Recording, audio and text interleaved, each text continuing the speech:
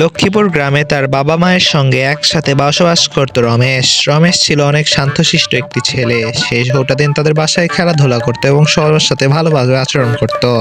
রমেশের বাবা মা একদিন দুইজন মিলে আলাপ আলোচনা করছিল। ঠিক সেই সময় রমেশ খেলতে খেলতে একটি দূরে কোথাও চলে যাওয়ার চিন্তা ভাবনা করে এবং সে সেখান থেকে পালিয়ে চলে যায়।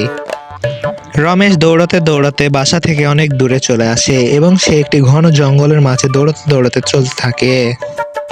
হঠাৎ রমেশ হাঁটতে হাঁটতে একটি পুরনো বাড়ির কাছে পৌঁছলো এবং সে তৎক্ষণাৎ কিছুক্ষণ পরে দেখতে পেল যে আকাশ থেকে একটি ভূত তার দিকে নেমে আসছে।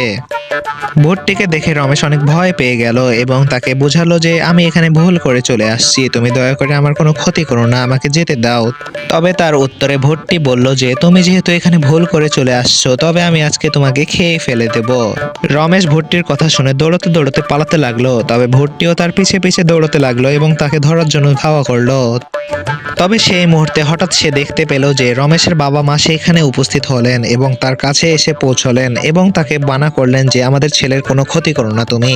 তাকে রমেশের বাবা অনেক ভালো করে বোঝালেন যে তুমি দয়া করে আমাদেরকে ছেড়ে দাও। তবে ভূতটি বলল যে না, আজকে আমি তোমাদের সবাইকে খেয়ে ফেলে দেব।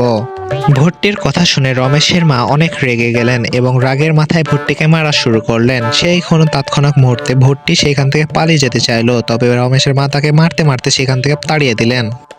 রমেশের মায়ের এই সাহসিকতার জন্য তারা তিনজন মিলে অনেক অনেক আনন্দ ফুর্তি করতে লাগলো এবং অনেক অন্য মজা করলো এবং আপনাদের সকলের কাছে অনুরোধ করলো যে আপনারা সকলে যেন ভিডিওটিতে লাইক দিয়ে চ্যানেলটি সাবস্ক্রাইব করে দিন।